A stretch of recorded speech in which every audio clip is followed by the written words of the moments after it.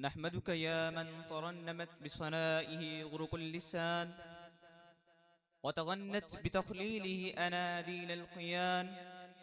والصلاة والسلام على حبيبه الرحمن. الحمد لله الذي علم بالقلم، علم الإنسان ما لم يعلم. والصلاة والسلام على سيدنا محمد معلم البشرية وهاديها، وعلى آله وصحبه أجمعين. أهلا وسهلا ومرحبا بكم جميعا. فيا صاحب الفضيلة فضيلة الشيخ حضرة المفتي حسن رضا يلدرم حفظه الله تعالى، ويا فضيلة الرئيس في هذا الإدارة المباركة أستاذ العلماء المفتي محمد زاهد تبسم نور قادري حفظه الله تعالى، ويا أيها الأساتذة الإكرام في هذا الإدارة المباركة، أيها الحضور الكرام، أيها الإخوة، السلام عليكم ورحمة الله وبركاته. أما بعد، فإن موضوعنا اليوم فضل العلم وأثره في حياة الإنسان. إن العلم ليس ألفاظا تردد ولا معلومات تجمع، بل هو نور في القلب وعمل في الجوارح وأخلاق في السلوك.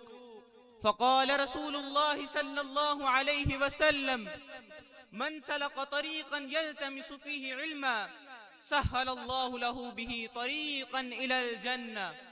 فقال رسول الله صلى الله عليه وسلم: طلب العلم فريضة على كل مسلم.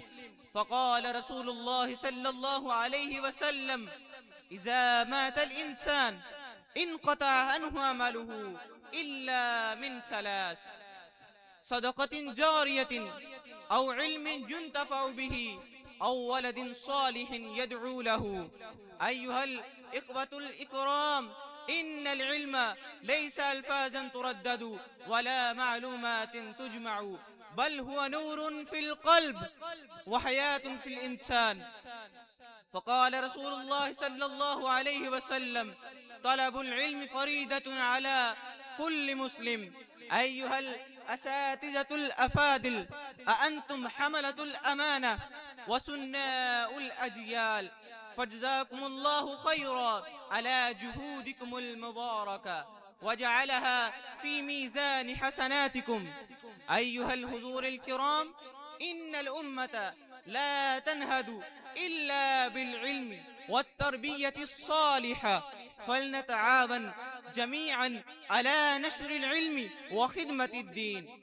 يا أيها السامعون الكرام، قد لاحظتم أن صيرورة الإنسان من فرد عادي إلى شخصية متميزة، وتحول الحجر إلى جوهر نفيس، وانكلاب الشوق إلى زهرة جميلة، والارتقاء من أعماق الأرض إلى أعالي السماء حتى يصبح كالنجوم المتلائلة.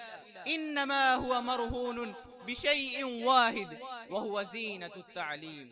ولذا أقدم لكم اليوم معهدا مشرقا منيرا، وهو دار العلوم المحمدية الغوثية الردوية، الذي يسعى بهذه الزينة إلى تنوير حياتنا وحياة أجيالنا القادمة في جميع الاجتماعية والأخلاقية والثقافية والدينية والدنيوية. اللهم نور قلوبنا بالإيمان والعلم، وآخر دعوانا أن الحمد لله رب العالمين.